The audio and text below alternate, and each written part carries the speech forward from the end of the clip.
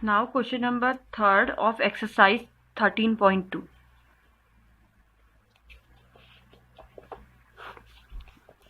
Question number 3rd. Say true or false and justify your answer. First one is 10 into 10 की power 11 equals to 100 की power 11. हमने laws of exponential form कुछ पढ़े हैं हमने, laws of exponent, तो उन्हीं का हम यहाँ पे यूज़ करने वाले हैं. तो उन्हीं के यूज़ से हमें बताना है कि ट्रू एंड फॉल्स है. तो देखिए यहाँ पे इनके बेस सेम है, बेस है 10 और जो कि सेम है और मल्टीप्लाई का साइन है. तो यहाँ पे हम यूज़ करते हैं a की पावर m इंटू a की power n equals to a की power m plus n. First law था हमारा, हम इसको यहाँ पे यूज़ करते हैं LHS के लिए. तो ये हो जाएगा हमारा 1 है पावर और ये 11, तो हम इसको प्लस करते हैं तो 10 की पावर 12. ये 10 की पावर 12 है और वो 100 की पावर 11 है. तो obviously these are not equal, so statement is false. इसको हम लिख भी सकते हैं 10 की पावर 12 नॉट इक्वल्स टू 100 की power 11. So this statement is false. With reason आपको करना है, ठीक है. तो ये सारे क्वेश्चन इसी तरीके से बेस्ड है. जैसे थर्ड पार्ट है इन्हीं लॉज पर बेस्ड है. 2 की पावर 3 इंटू 3 की पावर 2 इक्वल्स टू 6 की पावर 5.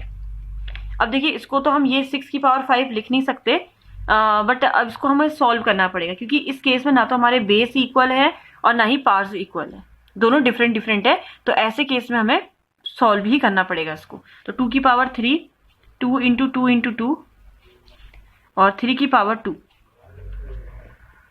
तो जब हम इन्हें मल्टीप्लाई करते हैं 2 2 जा 4 4 2 जा 8 एंड 3 3 जा 9, इट्स 72. ये 72 है और ये 6 की पावर 5. ऑब्वियसली 6 की पावर 5 जो है ग्रेटर नंबर है, तो ये भी नॉट इक्वल टू है. सॉल्व करने की जरूरत हमें है नहीं, डायरेक्टली फॉल्स. तो इस तरीके से आपको इसको सॉल्व करना है. फोर्थ पार्ट 3 की पावर 0 और 1000 की पावर 0. मैंने आपको पहले ही बताया लाइव क्लास में, किसी भी नंबर की पावर 0 और वेरिएबल की पावर 0 वो होता है 1. तो ये भी 1 है और ये भी 1 है, दोनों इक्वल है. तो इसलिए ये जो स्टेटमेंट है वो ट्रू है. Now fourth question, express each of the following as a product of prime factors only in exponential form. अब ये फोर्थ क्वेश्चन, इसको आपको एक्सपोनेंशियल फॉर्म में लिखना है.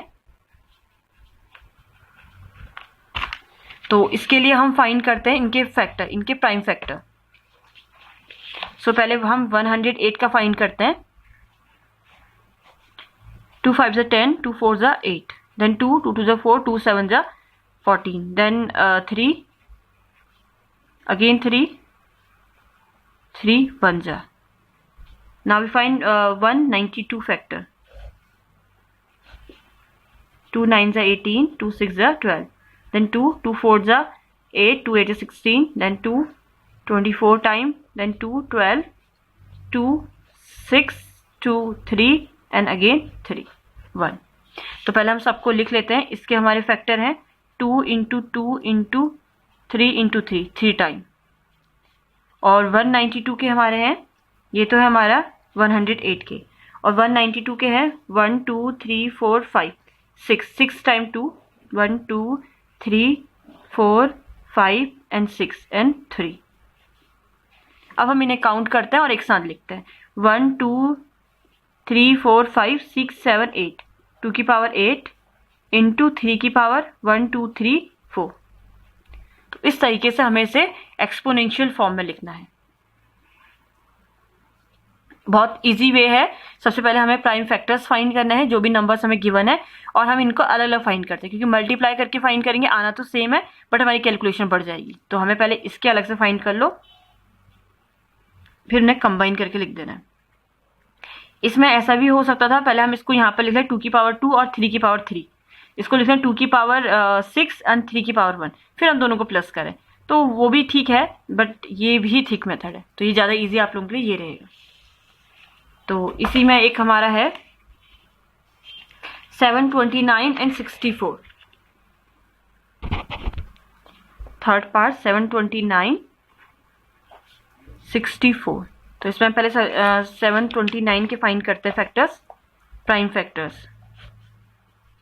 3 से 3 2 जा 6, 3 4 जा 12, 3 3 जा अगेन 3, 3 8 जा 3 1 जा 3 27 time, then 3 9 3 3 3 and 1 time, and 64 2 3 जा 6, 2 4 जा, then 2 16 time, 4 2 and 1. So अब इसके हम लिखते हैं 1 2 3 4 5 6 टाइम, 1 2 3 4 5 and 6, ये है 729 के फैक्टर इंटू 1 2 3 4 5 6, 1 2 3 4 5 and 6, 64 के, तो ये है 3 की पावर 6 इंटू 2 की पावर 6. देखिए यहाँ के बाद भी आपका हमारा कुछ यूज होता है. क्या? वो ये था कि जब हमारे पार्ट सेम होंगी तो बेस हम मल्टीप्लाई जाते हैं. ये वाला हमने यूज किया था ना, a की पावर m इंटू b की पावर m इक्वल्स टू होता है a इंटू b की होल पावर m. ये लॉ को हमने यहाँ पे यूज करना है. तो देखिए इनके ये बेस डिफरेंट है और पार्ट सेम है, तो ये मल्टीप्लाई जाते हैं बेस. तो 3 इंटू 2 की होल पावर 6, 3 2 6, 6 की पावर 6. तो ये हमारा आंसर है. अगर आपने यहाँ पर छोड़ दिया इसका मतलब ये इनकम्प्लीट है. ठीक है, तो इसको आपको इस तरीके से कंप्लीट करना है. अब है 5th क्वेश्चन. फर्स्ट पार्ट 2 की पावर 5 होल पावर 2 इंटू 7 की पावर 3 अपॉन 8 की पावर 3 इंटू 7. तो देखिए इसको कैसे करना है. 2 की पावर, तो सबसे पहले देखिए हम इस ब्रैकेट को सॉल्व करते हैं और a की पावर m की होल पावर n वाला हम लॉ यूज करते हैं, जो कि होता है a की पावर m इंटू n. सो 5 इंटू 2 इंटू 7 की पावर 3.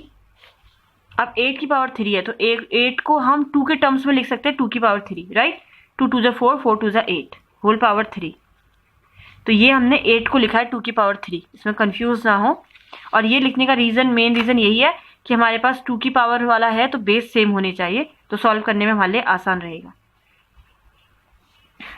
2 की पावर 3 3 9 इंटू 7.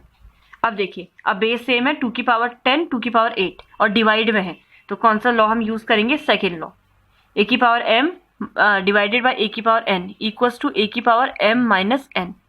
इसको हम यूज करेंगे तो हो जाएगा 2 की पावर 10 माइनस 9 इंटू, यहाँ पर भी बेस सेम है और पावर इसकी 3 है, इसकी कुछ नहीं है तो 1, तो 7 की पावर 3 माइनस 1. सो 2 की पावर 1 एंड 7 की पावर 2, तो 2 इंटू 7 की पावर 2. तो ऐसे हमको इनको सॉल्व करना है. ये मेथड रहेगा हमारे इससे सॉल्व करने का.